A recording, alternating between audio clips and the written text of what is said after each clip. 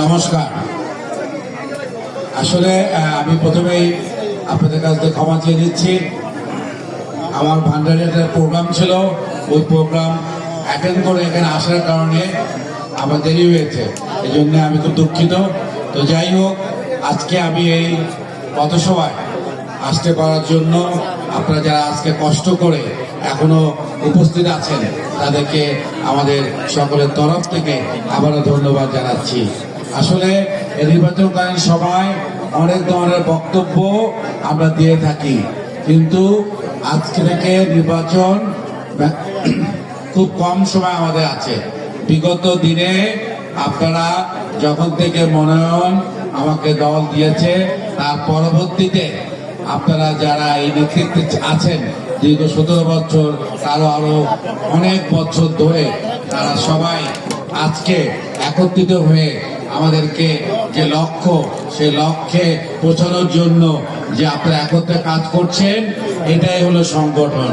সংগঠনের মূল লক্ষ্য সবাইকে একত্রিতভাবে কাজ করে আমাদের সামনে 12 ফেব্রুয়ারি নির্বাচনে আমাদেরকে জয়লাভ করে আমাদের দলকে, যে দলের লক্ষ্য ভোটের রাজনীতিতে এগিয়ে যাওয়া।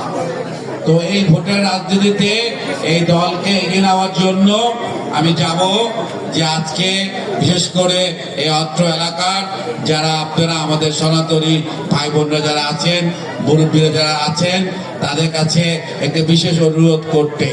আপনারা বিগত দিনে দেখেছেন আপনাদের এই অত্র এলাকার অন্যান্য এলাকার থেকে অনেক উন্নয়ন কম হয়েছে।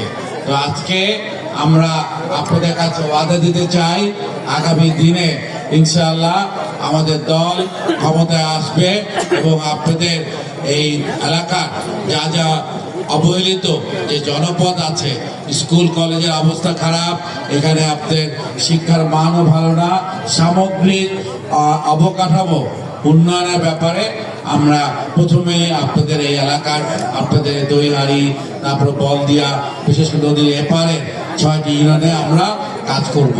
যদি আপনারা আমাদেরকে সুযোগ দেন, এই সুযোগটা তখনই হবে যখন আপনারা 12 ফেব্রুয়ারি নির্বাচনে ধানের শীষে ভোট দেন। আর এখানে একটি কথা খুবই গুরুত্বপূর্ণ, আমরা সবসময় বিগত দিনে আপনাদের পাশে ছিলাম। আপনাদের বিগত দিনে আপনারা যেটা স্বাভাবিক কথা আমাদের শ্রদ্ধেয় ওয়াইফ ভাই বলেছেন যে বাংলাদেশে দুটি দল রাজনীতি করে গিয়েছে, সংগ্রাম করে গিয়েছে, বাংলাদেশকে আমাদেরকে 1971 সালে যে উপহার দিয়েছে আপামর জনসাধারণ, সে আপামর জনসাধারণের মধ্যে স্বাধীনতা ঘোষণা দিয়েছিলেন আমাদের দলের প্রতিষ্ঠাতা শহীদ রাষ্ট্রপতি জিয়াউর রহমান সাহেব।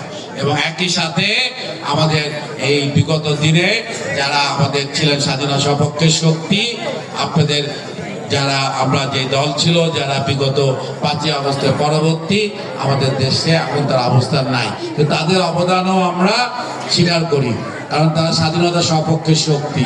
তারা আমাদের যারা প্রতিদ্বন্দ্বী প্রার্থী যারা আছেন জামাতে ইসলাম, তারা ছিল স্বাধীনতা বিপক্ষের শক্তি। তাই আজকে আমাদেরকে বুঝতে হবে কারা ক্ষমতায় আসতে চায়। যারা বিগত দিনে আমাদের এই বাংলাদেশকে স্বাধীনতা বিরোধী ছিল, তারাই আবার আজকে ক্ষমতায় আসতে চায়। তা আমাদের উচিত হবে আমাদের দীর্ঘ এই 50 বছরের স্বাধীনতা এত শহীদ হলো, তাদের কথা স্মরণ করে, এবং বিশেষ করে গত 17 বছর আমরা যারা বিএনপি করেছি তারা অনেক নির্যাতনের শিকার হয়েছি, এবং আমরা এই গণতন্ত্রকে ফিরিয়ে আনার জন্য আসুন যে গত 17 বছরের যেই ধারাবাহিকতা যেটা ছিল একনায়কতন্ত্রের, সেগুলিকে সঠিকভাবে ফিরিয়ে আনার জন্য 12 ফেব্রুয়ারি নির্বাচনে আপনাদের সকলের সহযোগিতা দরকার। আপনারা সবাই আগামী 12 ফেব্রুয়ারি নির্বাচনে আমাদের এই মার্কা, ধানের শীষের মার্কা ভোট দিয়ে আমাদের দেশে গণতন্ত্র ফিরিয়ে আনবেন এবং আমাদের দেশের সকলের ভোটাধিকার ফিরিয়ে আনার জন্য আপনারা আপনাদের পবিত্র দায়িত্ব পালন করবেন। একই সাথে বাংলাদেশের সার্বভৌমত্ব রক্ষা করার জন্য এগিয়ে আসবেন।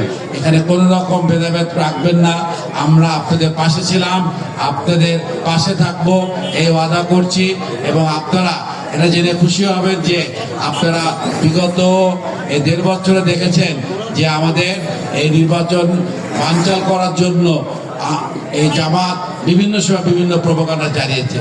তারা প্রথমে বলেছে যে পিয়ার ছাড়া নির্বাচন করবে না, কিন্তু ঠিকই দেখেন তারা গত 9 মাস ধরে নির্বাচনের মাঠে। তারপর কি করলো যে না আমাদের পিয়ার ছাড়া আমরা নির্বাচন করবো না, ঠিকই তারা নির্বাচনে চলে আসছে। তা আমাদের উচিত হবে, তারা সব সময় ভুল ধারণা দেয়, ভুল ওয়াদা করে, তারা বলে আর করে আর একটা। আমাদের উচিত হবে সামনে তাদের এই কথায়, তাদের কোনো আশ্বাসে আমরা যেন বিপদগামী না হই। তারা এখন সকল রকম ধর্ম কর্ম ভুলে আমাদেরকে বিপদগামী করছে। তারা কথায় কথায় বেহেশতের দিকে দিয়ে দিচ্ছে, কথায় কথায় আবল তাবল কথা বলছে। তাদের একটাই লক্ষ্য, ক্ষমতায় এসে বাংলাদেশকে আবার অন্য দেশের হাতে তুলে দেওয়া। আপনারা কি বাংলাদেশের স্বাধীনতা, বাংলাদেশের সার্বভৌমত্ব সেই পাকিস্তানিদেরকে তুলে দিতে চান? আসুন আমরা আজকে থেকে ওয়াদাবদ্ধ হই, আমরা অতীতের তাদের কৃতকর্মের জন্য তারা আজকে পর্যন্ত মাফ চায়নি। তাদের আমির কি বলে যে আমরা আগের চেয়ে ভালো হয়ে গেছি, কিন্তু কখনো তারা আন্তরিকভাবে আমাদের কাছে, আমাদের দেশের জনগণের কাছে এখন পর্যন্ত মাফ চায়নি। তারা শুধু কথা বলে যে হ্যাঁ আমরা ভালো হয়ে গেছি, তাদের ভালো নমুনা আমরা বিগত দিনে তারা দেখেছি। তারা প্রতিবার আমাদের সাথে বেইমানি করেছে, তারা প্রতিবার স্বৈরাচারের সাথে হাত মিলিয়েছে। তাই আমাদেরকে উচিত হবে আমাদের দেশকে রক্ষা করার জন্য, আমাদের দেশের গণতন্ত্রকে রক্ষা করার জন্য এবং আমাদের দেশের উন্নয়নের জন্য তাদের কথায় বিভ্রান্ত না হয়ে আমাদের সামনের দিনে ধানের শীষ মার্কে আপনারা ভোট দিয়ে আমাদের দেশের বিশেষ করে এই অবহেলিত পিরোজপুর 2-তে আপনাদের বৈষম্যহীন উন্নয়ন এবং স্বনির্ভর পিরোজপুর 2 করার জন্য আগামী দিনে আপনাদের আন্তরিক সহযোগিতা চাই।